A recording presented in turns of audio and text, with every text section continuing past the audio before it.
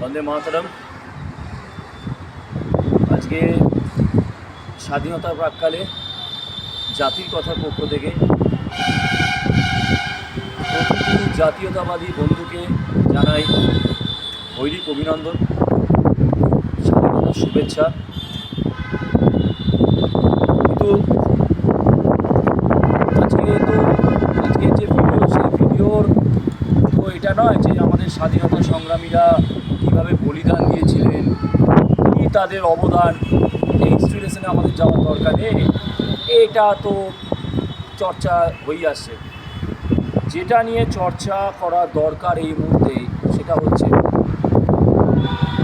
এই মুহূর্তে যে দেশের যে স্বাধীনতা দিবস,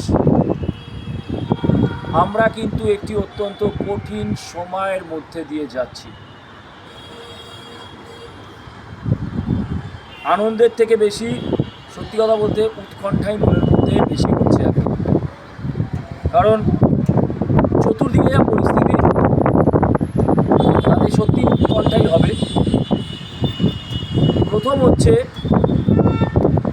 যে আমরা দেখলাম একটি অত্যন্ত দুর্ভাগ্যজনক ঘটনা ভারতের বুকে ঘটে গেল এনইটি পরীক্ষা নিয়ে। কিছু মানুষের ক্যালাসনেসের জন্যে হাজারে হাজারে ছাত্রছাত্রীকে সাফার করতে হলো। দেখুন, আজকে যে বক্তব্য সম্পূর্ণ আমি নিউট্রালভাবে দেব, কারণ না বিজেপি, না তৃণমূল, না সিপিএম, দেশের প্রতি দায়বদ্ধতা, বঙ্গ সমাজের প্রতি দায়বদ্ধতা। তো কিছু মানুষের ক্যালাসনেসের জন্যে ছাত্রছাত্রীদের মানে কি বলবো, ভবিষ্যৎ নিয়ে একটা ছিনিমিনি খেলার মতো পরিস্থিতি হলো। সেটা নিয়ে প্রতিবাদ, সেটা অত্যন্ত যুক্তিসঙ্গত প্রতিবাদ। এই এনইটি লিক পেপার কাণ্ড নিয়ে যে প্রতিবাদ, সেটা ছিল অত্যন্ত যুক্তিসঙ্গত প্রতিবাদ। কিন্তু সমস্যা যেটা হলো, যেটা সমস্যা ভারতের, আজকে ভারতের বুকে যে কোনো সমস্যা হলে সেটাকে আমরা যেখানে বুঝি যে সরকার সেটাকে করবে, সরকার সেই সমস্যার সমাধান করবে, সেইটাকে না হয়ে আমরা দেখছি কিছু এমন দেশ বিরোধী শক্তি সেই আন্দোলনগুলিকে বা সেই সমস্যার মুখ হয়ে এগিয়ে আসছে এবং আন্দোলনের ভার তাদের দিকে কেড়ে নিচ্ছে। তার ফলে আমরা দেখছি যে মূলত আঘাতটা হচ্ছে আমাদের সনাতন সমাজের ওপরে আঘাত আসছে, মূলত আঘাত আসছে আমাদের ভারত দেশের ওপরে আঘাত আসছে, মূলত আঘাত আসছে আমাদের এই তিরঙ্গার উপরে। ভাবুন কি অদ্ভুত খেলা এখন, কি অদ্ভুত ছলনা। হাতে তিরঙ্গা নিয়ে, হাতে জাতীয় পতাকা নিয়ে স্লোগান উঠছে কি সনাতনের মুন্ডুপাত হচ্ছে, সীতা কি পতি, আজাদির নামে হাতে হাতে এই তিরঙ্গা নিয়ে আজাদির নামে দেশকে বিভাজন করার কথা হচ্ছে। তৌহিদি জনতার জিহাদি শেখ সালমান, যে কিনা বলে যে বিজেপি না থাকলে মুসলমান কী জিনিস বুঝে দিতাম, সেরকম একটা জঙ্গি মানসিকতার লোক আজকে তিরঙ্গা নিয়ে পশ্চিমবঙ্গের বুকে এই ছাত্র আন্দোলনের নামে তাণ্ডব চালাচ্ছে। অভিজিৎ দীপকে আমি মানতাম, এনইটিতে জন্য ছাত্ররা সাফার করেছে, ভারতের ছাত্ররা তার বিরুদ্ধে, সরকারের বিরুদ্ধে প্রতিবাদ করেছে, সরকারের বিরুদ্ধে ধর্ণা করেছে, আমি মানতাম। অভিজিৎ দীপকে কোথাকার ভারতীয়? যেমন বাংলা বললেই বাঙালি হওয়া যায় না, সেরকম ভারতীয় পদবি থাকলেই ভারতীয় হওয়া যায় না। এই অভিজিৎ দীপকে কোনোদিন ভারতীয় ছিল না, কোনোদিন ভারতীয় হয়নি, কোনোদিন ভারতীয় হবে না। কেন? সে তার ব্যক্তি স্বার্থ চরিতার্থ করার জন্যে সেই দেশকে ত্যাগ করে চলে গেছিল সুদূর আমেরিকাতে। যে আমেরিকা এখন আমি মনে করি বর্তমানে পাকিস্তান বলুন, চীন বলুন, তার থেকে অনেক বেশি বড় ভারতের আশঙ্কার কারণ হয়ে দাঁড়িয়েছে বর্তমানের এই আমেরিকা নামক কর্পোরেট ক্রিমিনালদের দ্বারা শাসিত একটি দেশ। সেই দেশে অভিজিৎ দীপকে চলে গেছিল। সে কিন্তু ভারতের হয়ে লড়াই করে, ভারতের সিস্টেমের মধ্যে ঢুকে লড়াই করে, যেটা আমি আপনি করি। অপশান আমারও আছে, বহু অপশান ছিল। আমার দাদা জার্মানি, কানাডা, তো আমার পক্ষে আমার যা এডুকেশনাল কোয়ালিফিকেশান আছে, আমি যে জায়গায় আছি, আমি চাইলে কিছুদিনের মধ্যে পাসপোর্ট জোগাড় করে আমার জার্মানিতে বলুন বা আমার কানাডায় বলুন যেতে কিন্তু আমার খুব একটা কিন্তু অসুবিধা হবে না। কিন্তু যাইনি। কেন যাইনি? আমরা যদি সবাই এই দেশটা থেকে ছেড়ে চলে যাই, আমরা যারা সবাই আজকে ভাবুন, ভারতের প্রতিটি চাষি সে যদি আজকে বেটার লিভিংয়ের জন্য আজকে দেশ ছেড়ে চলে গিয়ে বিদেশের ভূমিতে চাষ করতে শুরু করে, ভারতের প্রতিটি শ্রমিক সে যদি আজকে বেটার লিভিংয়ের জন্য আজকে দেশ ছেড়ে চলে যায়, ভারতের প্রতিটি শিক্ষক যদি আজকে বেটার লিভিংয়ের জন্য দেশ ছেড়ে চলে যায়, ভারতের প্রতিটি সায়েন্টিস্ট যদি বেটার লিভিংয়ের জন্য দেশ ছেড়ে চলে যায়, তাহলে দেশটা কী হবে? দেশের প্রতি আমাদের এইটুকুনি দায়বদ্ধতা থাকবে না? Just for the sake of better living, career opportunity, আমি দেশ ছেড়ে চলে যাব, তারপরে গিয়ে আমি বিদেশে বসে আমি আরামে সুখ স্বাচ্ছন্দ্য ভোগ করে গ্রিন কার্ড, ডলার্স, এগুলো কি India is a rubbish country, this country has got no future. অধিকার নেই বলার। হ্যাঁ, হতো কি কাদের হয়? যারা হয়তো বিদেশে আছে কিন্তু তারা দেশের কন্ট্রিবিউট করছে, সেটা অর্থনৈতিকভাবে হোক, সেটা মানসিকভাবে হোক, সেটা আবেগের দ্বারা হোক, যারা কন্ট্রিবিউট করছে দেশের জন্য বিদেশে থেকে, কি কন্ট্রিবিউশন? ভারতকে আবার শ্রেষ্ঠ জায়গায়, ভারতকে আবার শ্রেষ্ঠত্বের চূড়ায় নিয়ে যাব। তারা নন রেসিডেন্সিয়াল ইন্ডিয়ান হলেও তারা মনে প্রাণে ভারতীয়। অভিজিৎ দীপকে তো নয়। সে এখানে এসেছিল ডিপ স্টেটের এজেন্ট হয়ে। আমি আর আজকে ওই ডিটেলসে ঢুকছি না, এই নিয়ে প্রচুর ভিডিও করেছি। সে এসেছিল তার যে আমেরিকাতে যে তার আঁকা,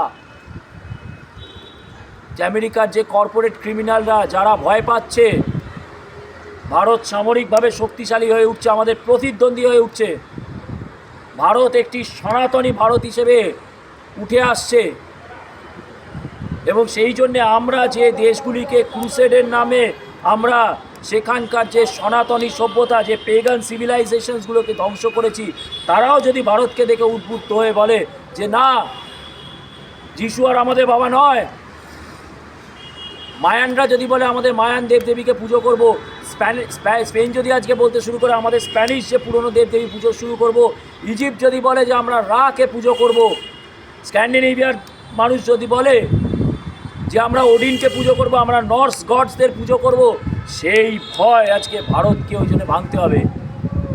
সেই ভয় আজকে ভারতের 7 সিস্টার্সকে ক্রিশ্চিয়ান আজকে স্টেটস বানাতে হবে। সেই ভয় আজকে অভিজিৎ দীপকে ভারতের বুকে পাঠাতে হবে, যাতে আমাদের এই যে ছেলেমেয়েরা যারা ভিকটিম হয়েছে তাদের ঘাড়ে বন্দুক রেখে ভারতকে ধ্বংস করতে হবে, টুকরো টুকরো করতে হবে। সেই জন্য অভিজিৎ দীপকে পাঠানো হয়েছিল। অভিজিৎ দীপকের এই তিরঙ্গার প্রতি বিন্দুমাত্র দায়বদ্ধতা নেই, সেই জন্যে সে আজকে ঝাড়খণ্ডে নেই, কিন্তু তার টাইফয়েড হয়ে গেছে, এবং তার সাথে যারা আন্দোলন করেছে সবার টাইফয়েড হয়ে গেছে। অপেক্ষা করুন, অভিজিৎ দীপকে আবার নামবে, সৌরভ দাস আবার নামবে, ককরোচ জিহাদ পার্টি আবার নামবে, যেখানে তারা দেখবে যে কেন্দ্রীয় সরকারকে কিভাবে প্যাঁচে ফেলা যায়, সেই জন্য তারা আবার নামবে, তখন তারা নামবে। কিন্তু আমি যুব সমাজকে, আমি ওইসব জেন্সি টেন্সি বুঝি না, আমরাও ছিলাম মিলেনিয়াল আমাদের সময়, তো আমি ওইসব পোশাকি দাম পোষায় না। যুব সমাজকে বলছি,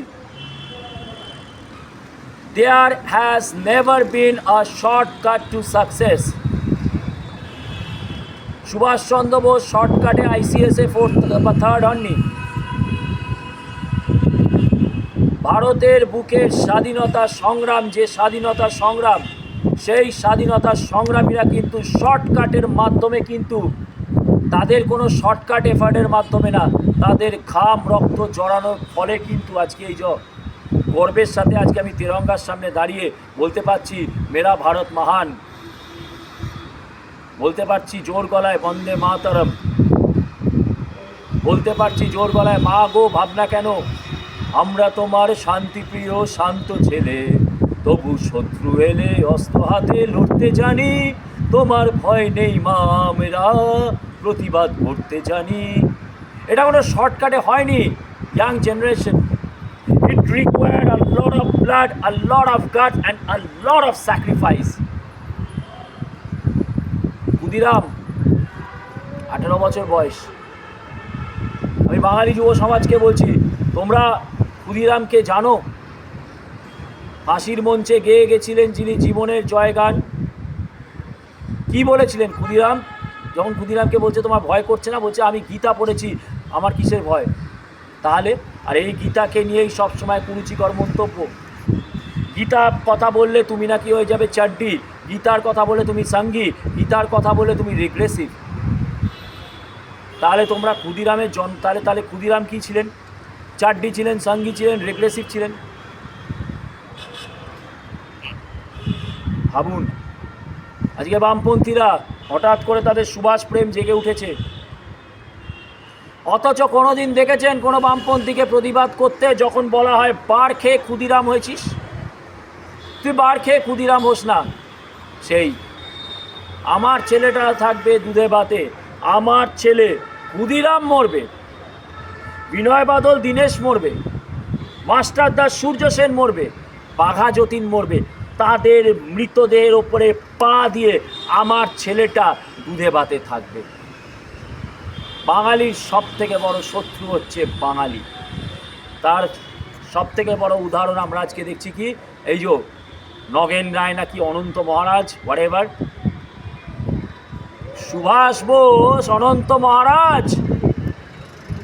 সুভাষ বোস আইসিএসে যে পজিশন পেয়েছিলেন পরীক্ষায়, তারপরে তিনি কালেক্টর হয়ে আরও অনেক কিছু হয়ে অনেক অনেক আরামের চাকরি। আরে তুমি কি যোগ্যতা আছে অনন্ত মহারাজ তোমার?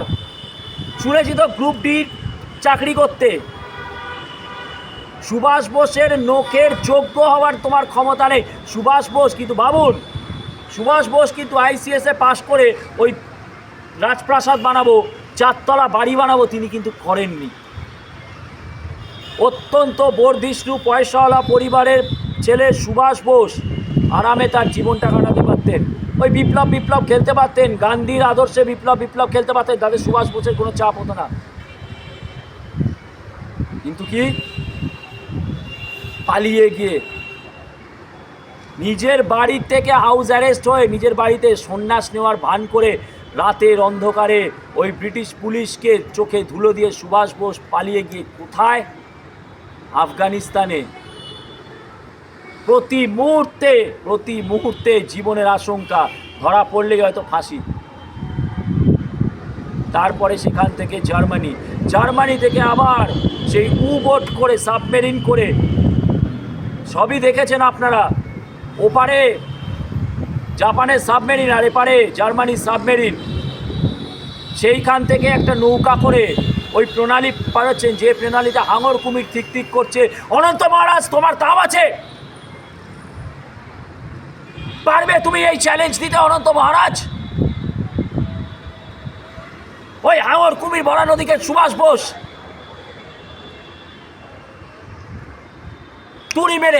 তুড়ি মেরে জয় করেছিলেন। ওই সাবমেরিনে করে যখন আসছেন, জার্মান সাবমেরিনে করে, ব্রিটিশ সাবমেরিন থেকে টর্পিডো ছাড়া আছে, দম আছে তোমার অনন্ত মহারাজ? কি করেছ ভারতের জন্য, কোচবিহারের জন্য, রাজবংশীদের জন্য তোমার অবদান কি? 2টো রাজপ্রাসাদ নিজের বানানো ছাড়া? তুমি তো ওই ভারতীয় পতাকার তুমি যোগ্য নও। তুমি এই ভারতীয় পতাকার তলায় থাকার যোগ্য তুমি তো নও। ভাবুন, যে সুভাষ একবার মায়ের আশীর্বাদ নিয়ে দেশ ছেড়ে চলে গেলেন, একবার বিদায় দাও মা, ঘুরে আসি, আর ফেরত এলেন না।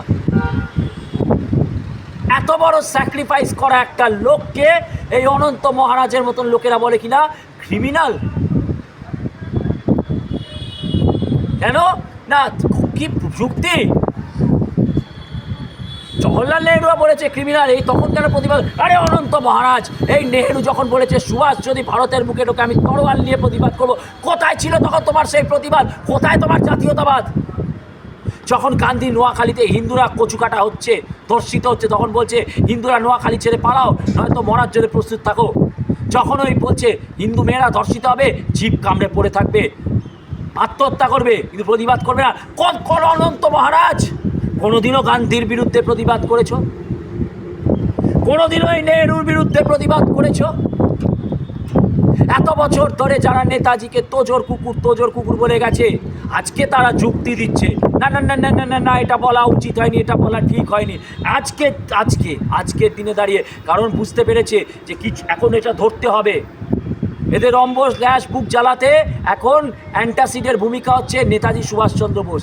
এই যে যারা তোজোর কুকুর বলেছে, কোথায় ছিল অনন্ত মহারাজ তোমার প্রতিবাদ? বার খেয়ে ক্ষুদিরাম এরকম একটা 18 বছরের ছেলে, যার একটা বোমার ভয় ব্রিটিশ তার রাজধানী কলকাতা থেকে নিয়ে যেতে বাধ্য হলো, কোথায় ছিল অনন্ত মহারাজ তোমার প্রতিবাদ যখন ক্ষুদিরামকে এই কদর্য ভাষায় আক্রমণ করে? কোথায় ছিল তোমার প্রতিবাদ যখন মাস্টারদা সূর্য সেন বলেছিলেন আমার স্বপ্ন স্বাধীন ভারত, কিন্তু সেই চট্টগ্রাম আজকে ভারতের অংশ হতে পারেনি? কোথায় থাকে অনন্ত মহারাজ তোমার প্রতিবাদ? কোচবিহারবাসীকে বলছি, রাজবংশীদের বলছি, আপনাদের শত্রু, আপনাদের ভারত দেশের শত্রু এই অনন্ত মহারাজ মিলে গেছে ওই ডিপ স্টেটের সাথে। তো বেছে নিন আজকে কোচবিহারের রাজবংশী সমাজকে বলছি, চয়েস রাজবংশীকে বলছি, আপনাদের চয়েস, দেশ নাকি এই ঠক মহারাজ? ওই জন্য বলছি আমরা অত্যন্ত কঠিন সময়ের মধ্যে দিয়ে যাচ্ছি, অত্যন্ত কঠিন সময়। আজকে কিছু বেগধারী, এই বিকাশ রঞ্জন ভট্টাচার্যের মতন বেগধারীরা, তারা জাস্টিফিকেশন দিচ্ছে সেই সময় সুভাষচন্দ্রকে তোজো কোন পরিপ্রেক্ষিতে বলা হয়েছে কুকুর। ভাবুন, সুভাষচন্দ্র বোসকে কুকুর বলে করা হয়েছে, সম্বোধন করা হয়েছে, এবং সেটা বলা যেতে পারে। সুভাষ বোসকে কুকুর বলা যেতে পারে কেন? তিনি ফ্যাসিস্ট জাপান। তুই ঠিক করে দিবি বিকাশ রঞ্জন বোস কে ফ্যাসিস্ট? তোমার থেকে বড় ফ্যাসিস্ট, তোমার বামপন্থীদের থেকে, তোমাদের থেকে বড় ফ্যাসিস্ট এই পৃথিবীর বুকে আর কোন কেউ জন্মায়নি। তোমাদের থেকে বড় খুনি এই পৃথিবীর বুকে কেউ জন্মায়নি। তোমাদের থেকে বড় ধর্ষক, কামুক, দুশ্চরিত্র, মিসোজিনিস্ট এই পৃথিবীর বুকে আর কেউ জন্মায়নি। যেটা তোমরা বলে দিচ্ছে, আপনারা ভাবুন, বলে দিচ্ছে যে তোজোর কুকুর কেন বলা হয়েছিল? কুকুর বলা হবে, একজন স্বাধীনতা সংগ্রামীকে কুকুর বলা হবে। আর বিপ্লবীকে লেনিন, কার্ল মার্কস, মাও সেতুং, হো চি মিন, চে গেভারা, এরা সব মহান বিপ্লবী। আজকে সেই জন্য বলছি, যুব সমাজকে বলছি, এদের ফাঁদে পা দিও না।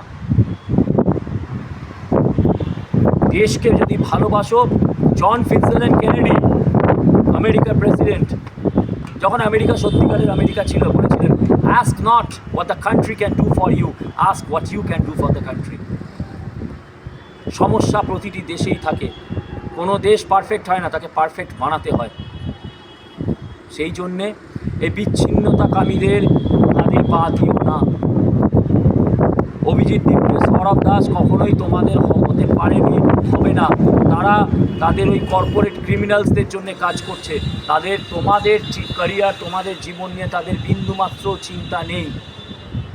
এই বিকাশ রঞ্জনদের মতন আমি তো একদম করে বলি, দেশ বিরোধী যারা নেতাজিকে কুকুর বলা জাস্টিফাই করে। যে ইলা মিত্রকে ধর্ষণ করেছিল আলবাদারের জঙ্গিরা, সেই আলবাদারের জঙ্গিদের বংশধরেরা ওই তিলজলা তপসিয়াতে বাস করে, আর তাদের ওই ব্যাটিং করতে কে যায়? শতরূপ, বামপন্থী শতরূপ। কিন্তু বামপন্থী ইলা মিত্রের জন্যে তার চোখের জল পড়ে না। চোখের জল পড়ে কার জন্যে? ইলা মিত্রকে ধর্ষণ করা আলবাদারের জঙ্গির বংশধরদের জন্যে। আর কবে বুঝবে? কখনোই ভগৎ সিং আর চে গেভারা এক হতে পারে না। भगत सिंह छत्रे छत्रे कীভাবে সাভারকারকে প্রশংসা করেছিলেন। भगत सिंह और उनके साथियों के संपूर्ण दस्तावेजটা একটু পড়ে নিও। কোনো হোয়াটসঅ্যাপ ইউনিভার্সিটি নয়। এতদিন তো আলিমুদ্দিনের মেসমশাইদের ইউনিভার্সিটিতে পড়াশোনা করেছো, হোয়াটসঅ্যাপ ইউনিভার্সিটিতে পড়তে হবে না। ভগৎ সিং গুগল সার্চ করো, টাইপ করো ভগৎ সিং और उनके साथियों के संपूर्ण दस्तावेज। সাভারকার সম্বন্ধে ভগৎ সিং কী বলেছে একটু জেনে নিও। সেই জন্যে বলছি, যারা ক্ষুদিরামকে বলেছে বার খেয়ে ক্ষুদিরাম হয়েছে, যাদের বিনয় বাদল দীনেশ সম্বন্ধে বিন্দুমাত্র বাঘাযতীনের টাকা নিয়ে এমএন রায় চলে গেল হচ্ছে কমিউনিস্ট পার্টি খুলতে, এদেরকে তোমরা নিজেদের ভাববে, সেভিয়ার ভাবো, এরা তোমাদের জন্য আজাদি আনবে। যারা পশ্চিমবঙ্গে জিএসডিপিকে 26% থেকে 4% নামিয়ে দিয়ে গেছে, তারা তোমাদের জন্য আজাদি আনবে।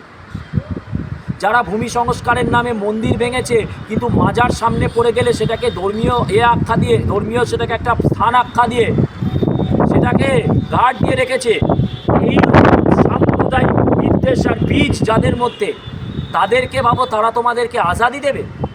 তারা তোমাদের হয়ে কথা বলবে? কোনোদিন না। তারা তো কোনোদিন চায়নি যে এই পতাকাটা স্বাধীনভাবে আমাদের দেশে উঠুক, তারা তো চায়নি। এবং তাদেরকে প্রতিটা মুহূর্তে পেছন থেকে সাপোর্ট দিয়ে গেছে এই নেহেরু, এই গান্ধী। ব্রিটিশদের কাছ থেকে সাবসিডাইজ রেটে বামপন্থীরা পেত কি? কাগজ পেত, লেখার যে আর্টিকেলস, লেখার সামগ্রী পেত, পড়াশোনা করার সামগ্রী পেত, ইলেকট্রিসিটি সাবসিডাইজ রেটে হতো ব্রিটিশদের। স্বাধীনতা পূর্বের কথা বলছি, একটু ন্যাশনাল আর্কাইভের রেফারেন্সগুলো চেক করে নিও। সেই বামপন্থীরা আবার অন্যদেরকে দালাল দেখে দেয়। আজ কিন্তু দেশ একটা ভয়ানক পরিস্থিতির মধ্যে, বিশেষ করে পশ্চিমবঙ্গে। দেখুন, ভাবুন, পশ্চিমবঙ্গ থেকে পাকিস্তানের জঙ্গিরা বেরোচ্ছে। ভাবুন এটা কি ছিল তাহলে? প্রকৃত অর্থেই তো সুবে বাংলা ছিল। তো আজকে স্বাধীনতার সূর্য উঠেছে 23 তারিখ আর 26শে এপ্রিল, তারপরে 5ই মে পশ্চিমবঙ্গের বুকেও স্বাধীনতার সূর্য উঠেছে। সেই জন্যে এরা ভয় পেয়েছে, সেই জন্যে পশ্চিমবঙ্গকে অশান্ত করতে হবে, পশ্চিমবঙ্গকে জাতের নামে ভাঙতে হবে। পশ্চিমবঙ্গে নেতাজিকে কুকুর বলেছে যারা, তারাই আজকে নেতাজিকে নিজেদের বাপ বানিয়ে পশ্চিমবঙ্গে অশান্তি সৃষ্টি করতে চায়, যাতে কোনোভাবে পশ্চিমবঙ্গ আবার উন্নতির শিখরে না চলে যায়। কারণ পশ্চিমবঙ্গর যদি উন্নয়ন হয়, তাহলেই প্রকৃত অর্থে ভারতের উন্নয়ন হবে। পশ্চিমবঙ্গে সনাতনের জাগরণ হলে তবেই একটা শক্তিশালী সনাতনী ভারত তৈরি হবে। সেই জন্যে পশ্চিমবঙ্গকে ভাঙতে হবে। এই জন্যে আজকে যাদেরকে তারা এতদিন ছত্রে ঘৃণা করেছে, যে নেতাজিকে কুকুর বলেছে, এবং আজও বিকাশ রঞ্জন বলছে কোন পরিপ্রেক্ষিতে কুকুর বলা যেতে পারে, একবার ভাবো তো। একটা 18 বছরের ছেলে ক্ষুদিরাম বোমা মেরে ইংরেজকে এখান থেকে ভয় পেয়ে তাড়িয়ে দিল, আর আমরাই কি বলি? বার খেয়ে ক্ষুদিরাম হয়েছে। বার খেয়ে ক্ষুদিরাম হতে যাস না। অবশ্যই বলবো, হাজারো যদি চাও, সনাতনী সমাজকে বলছি, বঙ্গের সমাজকে বলছি, আবার ক্ষুদিরাম হওয়ার সময় এসেছে, বলিদান দেওয়ার সময় এসেছে। অভিমন্যুর বলিদান, ক্ষুদিরামের বলিদান, বিনয় বাদল দীনেশের বলিদান, বাঘাযতীনের বলিদান দেওয়ার সময় এসেছে।